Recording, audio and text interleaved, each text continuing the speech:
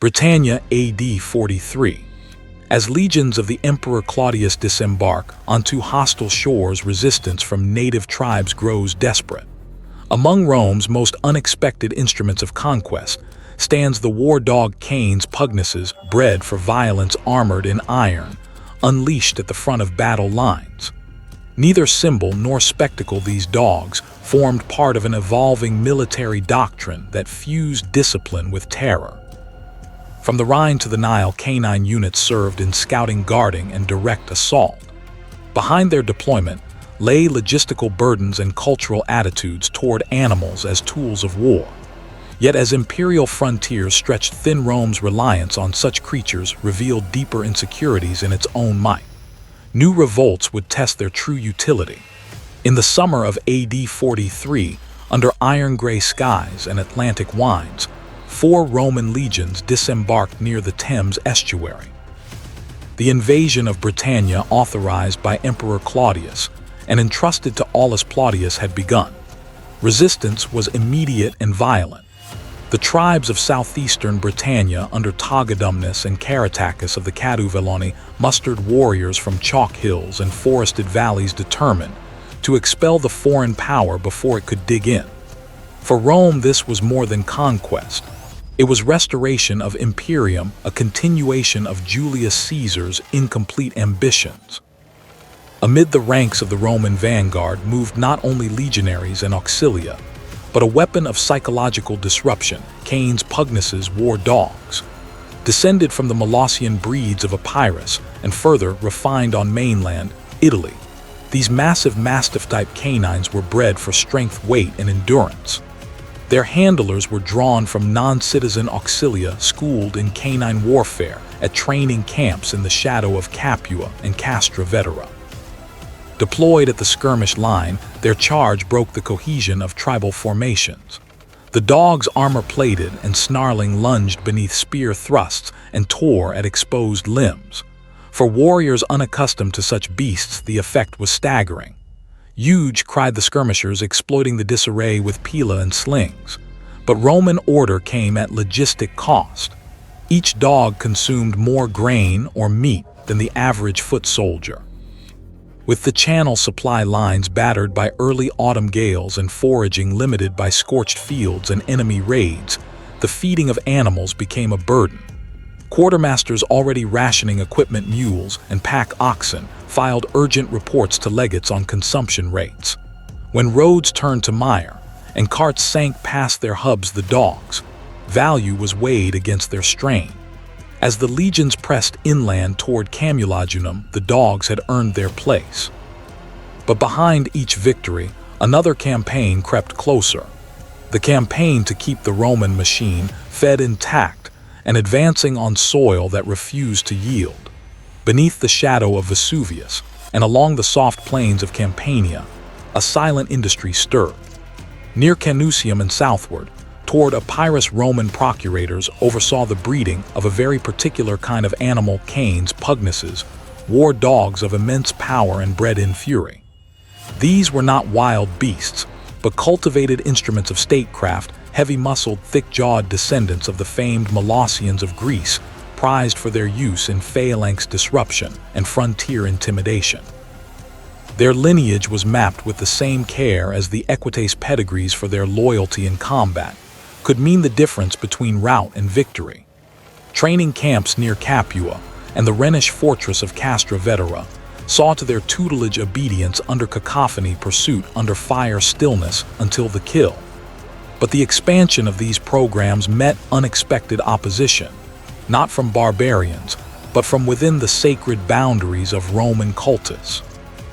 Among Rome's strict priestly orders, the presence of dogs in fields deemed sacrosanct, especially around Vesta's hearth, raised theological alarms. The Vestal virgins, guardians of the city's divine continuity, resisted the encroachment of canines, which since the Lupercal rites had symbolized both protection and pollution. There were legal ambiguities too. Could a creature bred for blood be stationed near sites governed by the Pax Deorum? The pontifices were divided. Despite protest, the canes, pugnaces became common along contested lines. From Pannonian outposts to African border satrapies.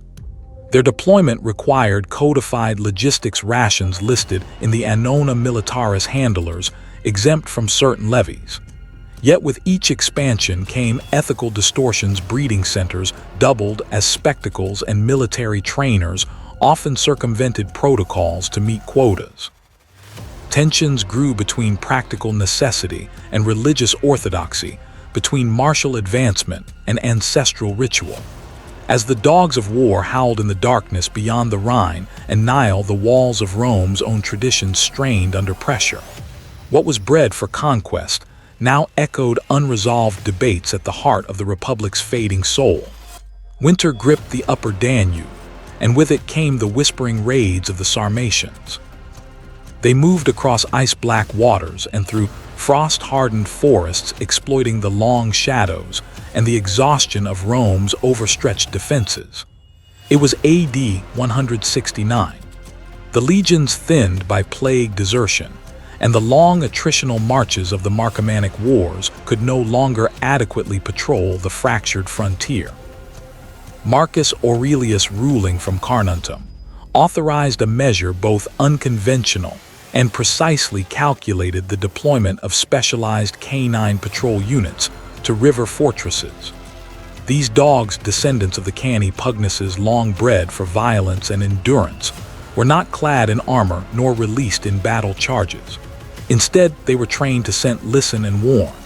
In the deep hours before sunrise, their growls signaled the presence of raiding parties that even seasoned scouts missed.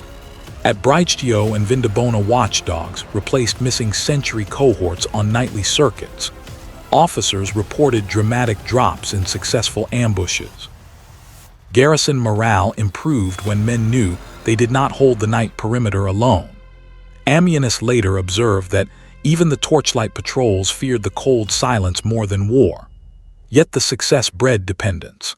With each new infestation of plague through the ranks, likely a resurgence of Antonine sickness, officers assigned dogs roles once held by explorators and immunes. But dogs required handlers, shelter, and meat resources scarce in winter. Packmasters were drawn from options, and even vexillarii depleting reserves further.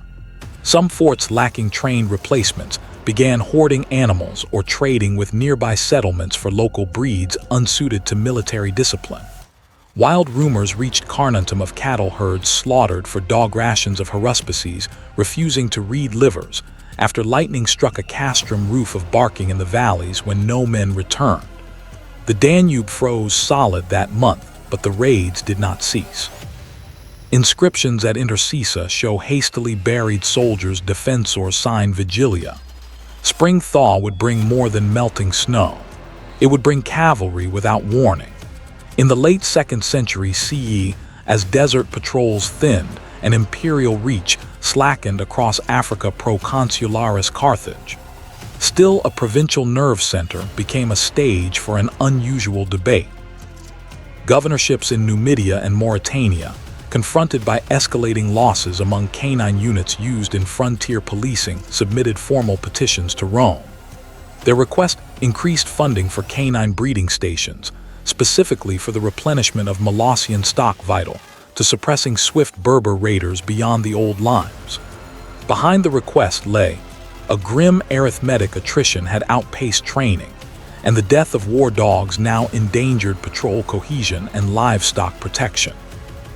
But in Rome, the Senate's Committee on Provincial Armament, dominated by traditionalists suspicious of expanding animal logistics, balked. Led by consulars from the conservative bloc, they argued that subsidies should privilege arms, grain, and veteran stipends, visible implements of Roman might. Dogs, they claimed, were auxiliaries of uncertain value. Behind the public rationale stood deeper fears: imperial overextension, the fragility of provincial loyalty, and a distaste for what some now viewed as symbolic excess. In the resulting vacuum, equestrian freedmen filled the supply void. Traders, many with roots in Tyre, Brundisium, and Leptis Magna, began selling substandard breeds to under-resourced frontier camps, With breeding certifications circumvented and civic contractors bribed, these dogs lacked the stamina or discipline to perform in the field. Their failures were not abstract. Night alarms failed. Radar detection dropped. In at least 2 recorded instances, compromised canine units enabled the sacking of outposts near the Lixus and the Chat el Jared. With legionary commanders furious and provincial questors under scrutiny, a storm of corruption inquiries followed. Camp supply officers, some openly implicated, sought protection under senatorial patrons, aggravating the rift between noble houses and the riding officers of the equestrian class. Northern deployment stalled. Trust collapsed between ranks. And as Africa's windswept dunes grew quieter, they offered no clear sign whether Rome, or its breeds, could adapt swiftly enough to hold the sands. By the early 3rd century CE, the Roman world had grown adept at conflating spectacle with authority.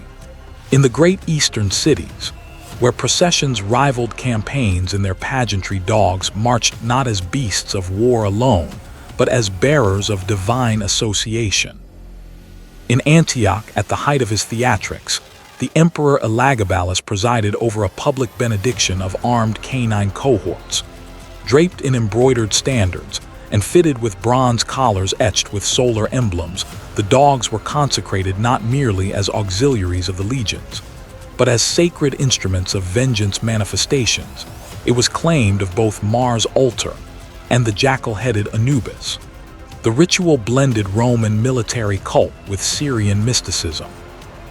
Incense coils rose from black altar wagons, and fluted hymns echoed through the colonnaded forum as priests anointed each animal with oil from the sacred cypress groves near Emesa. The staging was deliberate. Elagabalus, lacking old Roman lineage, relied on spectacle and divine choreography to legitimize a reign otherwise marred by senatorial disdain and muttering among the junior legates. Yet this hybrid veneration, what his court termed integration of Eastern theology with Roman virtues, violated deeply held sensibilities among the officer corps. To Roman eyes schooled in ancestral rites, conferring divine honors upon beasts blurred the lines between martial order and pagan puppetry.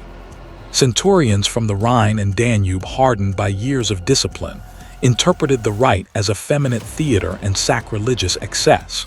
Murmurs of dissent spread. Letters dispatched from Legio III Gallica hinted at refusal to parade alongside idle hounds. And in private mess halls, junior tribunes questioned whether Syria's incense now outpaced Rome's steel. The festal applause in Antioch masked a deeper fracture. The more Elagabalus intertwined divine theater with armed pageantry, the more traditional legions saw in him not an imperator but a foreign pontifex. Discontent hardened into defiance, and in an empire already pressurized by border instability and dynastic uncertainty, mutiny no longer seemed improbable but imminent. In the bitter winter of 260 CE, amid the collapsing northern limes, the city of Mogontiacum, modern Mainz, stood as a faltering bastion of Roman control along the Rhine. Germanic tribes, emboldened by the fragmentation of imperial authority and drawn by the promise of plunder, pressed hard against its wooden palisades and stone towers. Inside, the legatus, commanding the depleted remnants of Legio XXII Primigenia, faced not only encirclement but starvation. Supply lines from Augusta Treverorum and Colonia Agrippina had been severed. The Annona failed to arrive. Behind the thinning ranks of legionaries and Gallic auxilia, a final perimeter was formed of dogs. Molossian war hounds, vestiges of Rome's martial reach, trained to scent and strike. They had once terrorized barbarian ambushes and stalked the wooded frontiers by night, but now their purpose was inverted. As grain gave out and frost sealed the roads of Germania, superior legionaries butchered them for meat. What began as necessity curdled into disgrace. The slaughter of the canes pugnaces sapped more than flesh. It consumed morale, virtues, and cohesion. Cornua no longer sounded parades, only the cold crack of frozen leather, and the muffled tread of Caligae echoed between barracks. Centurions, long trained to uphold dignitas even in starvation, found their men disobedient, their oaths brittle. The vexillum of the 22nd hung untouched, stiff with frost. In the Gallic cohorts, auxilia retorum and Batavians among them, resentment boiled over. One tribune recorded in despair that only the dogs remained loyal. Roman command had faltered, honor had died in the kennels. Many among the auxiliaries turned away, their loyalty shifting toward the usurper Postumus, who now claimed rule over the breakaway Gallic Empire. Mogontiacum held barely, but its example radiated north and west. The empire's fringes had once been guarded by beasts bred for war.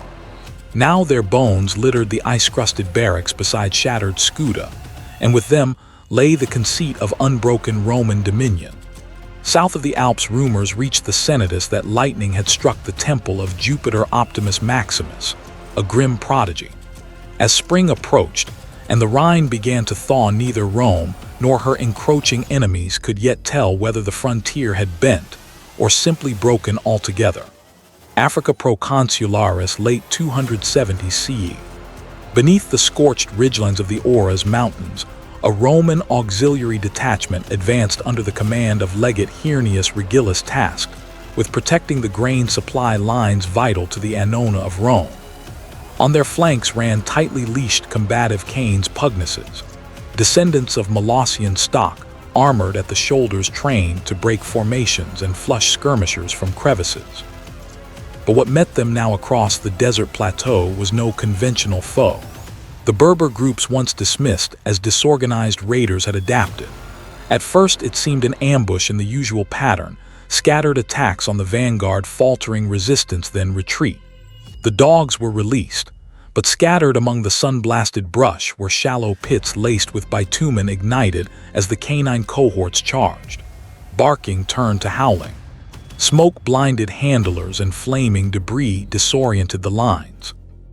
What followed was a slaughter, not of soldiers, but of Rome's war dogs. By sundown, an entire unit lay dead across the burned sand. Cornua sounded withdrawal. Legionaries, now exposed, fought through blackened air, thick with pitch and sulfur. News of the disaster reached Carthage in days, Rome within weeks. Emperor Probus, praised in the Res Gesti Divi Probi for fortifying both virtue and wall, watched hard-won reforms unravel. He had wagered his dignitas on adaptive warfare. Now he faced silence in the Curia and muttered blame from equestrian officers managing frontier logistics. A damaged vexillum singed, and Torn was brought to the Capitoline for auspices. The haruspices reported unfavorable entrails. The omens spoke of discord among fire and beast. On the streets of Carthage, market walls bore slander: Rome feeds dogs but starves men. Provincial traders, fearing tax hikes and grain shortages, stirred resentment. With canine units crippled and cursus publicus way stations, under threat the viability of Rome's North African holdings, long a cornerstone of Mediterranean provisioning, teetered. Meanwhile, desert envoys moved between tribal councils, carrying tales of scorched Roman beasts and imperials rooted by flame. One Berber chieftain sent a bloodied larica and canine skull to the Garamantes, symbol and warning. The rumor reached the Nile garrisons: Rome bleeds in the sand. Next came the thunder. Sasanian banners reappeared near Nisibis. In the final years of the 3rd century, as the Tetrarchy sought to stabilize a fraying empire, Diocletian's eastern campaigns brought Roman forces to the high plateau and deserts of Syria and Armenia, an edge of the world where heat and dust strained even hardened legions. Here, amid renewed hostilities with the Sasanian Persians between 296 and 298 CE, imperial commanders authorized an experimental deployment: armored war dogs fitted with scale mail barding and trained to disrupt cavalry charges. It was a return to older methods, an appeal to terror and instinct designed to unnerve horses, scatter formations, and buy precious seconds amid the chaos of close engagement. Yet the strategy betrayed its ignorance of the terrain. The dogs, bred and trained in cooler Mediterranean climates, collapsed on the long marches eastward. Dozens perished before reaching the front. In the narrow passes of the Zagros and across the sun-bleached plains near Carry, those that survived were loosed against Persian contingents. But Sasanian horsemen, veteran of desert warfare and mounted upon steady Central Asian stock, did not break ranks. Instead, they turned, encircled the animals, and captured several alive. The response in Ctesiphon was immediate and deliberate. The captured war dogs were paraded through the Persian capital, shown as symbols of Roman overreach evidence. It was claimed not of martial valor, but of desperation. In Zoroastrian polemic and imperial propaganda, alike they were recast as unnatural creations, the works of a decadent and faltering empire. News of this humiliation traveled westward with unnerving speed, undermining the aura of tetrarchic invincibility. Senior officers in the Eastern Command downplayed the experiment, and the imperial court in Nicomedia quietly shelved further research into non-human warfare. But the damage lingered. In Antioch, where recruitment faltered, and Persian raids tested border cohesion, commanders weighed hard decisions about future tactics. The eastern frontier, restless and brutal, now demanded innovations free of spectacle and rooted in endurance for an enemy not cowed by fear, but hardened by reply. By the early 4th century, the Roman army, long defined by its discipline, ritual, and symbols of dominion, faced a quiet crisis from within. As Christian influence deepened in the imperial court and provincial governance, tension emerged between the older martial customs and a new theological ethic anchored in renunciation of blood rights. Central to this conflict were the canine units, canes, pugnaces, that had for centuries served not only as instruments of battle, but as bearers of augury, fear, and spectacle. Their presence on campaign, in triumph, and at sacrifice sites defied a growing moral sensibility among Christian clergy who saw war dogs as unclean, their purpose tainted by associations with pagan rituals and animal suffering. In Carthage, bishops petitioned regional governors to end the display of dogs in public military processions. In Gaul, Christian magistrates refused requisitioning orders for training kennels once housed outside Lugdunum. The challenge was both ideological and economic. Under Constantine's reforms, the aerarium militare saw reallocations funds, previously marked for maintenance of training grounds and food supply chains, were redirected toward episcopal sees, cathedral construction, and poor relief. The symbolic terrain had shifted. A triumph no longer required snarling mastiffs, it required the favor of God. After the Council of Nicaea in 325 CE affirmed imperial support for Nicene Christianity, a subtle but telling edict followed. Dogs would no longer accompany triumphal processions, their absence unannounced but unmistakable. Some Eastern units tied to older traditions resisted the excision, clinging to their canine cohorts as a final vestige of ancestral martial identity. These units were quietly marginalized, removed from honor lines, denied full stipendia, and in some cases disbanded or absorbed into rural garrison duty. Yet not all commanders accepted this transformation. In isolated forts along the Danube, old officers still bred war dogs in defiance of Constantinopolitan fashion. For those on the frontier, surrounded by enemies not subject to doctrinal philosophies, the pragmatics of war remained unchanged. Tensions between piety and survival would only grow. By the reign of Theodosius I, in the final decades of the 4th century, dogs of war, once a fearsome element of Roman battlefield doctrine, had been relegated to the periphery of empire. No longer featured in triumphs, no longer bred in the great training grounds of Canusium or Capua, the canes, pugnaces survived only in the twilight zones of Roman control, the Danubian limes, frontier Casella, in Pannonia, Dacia, and Moesia. Here they served not as attackers, but as sentries, four-legged alarms in the cold dark, patrolling palisades, beside overextended legionaries and half-paid auxiliaries. Their utility remained, but it had become desperate, reduced to a final hedge against raiding parties who no longer feared Rome. Rome's adversaries had changed. The Gothic Confederation, schooled in Roman drill, by decades of foederati service and imperial betrayal, adapted quickly. Hunnic scouts and Allan skirmishers learned to quiet dogs with poisoned scraps or ranged volleys before slipping past wooden watchtowers into supply zones. During one winter assault along the Danube, a Roman dux anonymous but recorded with bitterness by Ammianus Marcellinus described his camp, awakening in silence every dog dead before the alarm could rise. The rampart had been breached, and with it the illusion of border discipline. Political fragmentation had already hollowed the central state. Stilicho, the last great Western magister militum, struggled to hold the Rhine and Danube with shrinking resources and unreliable Gothic clients.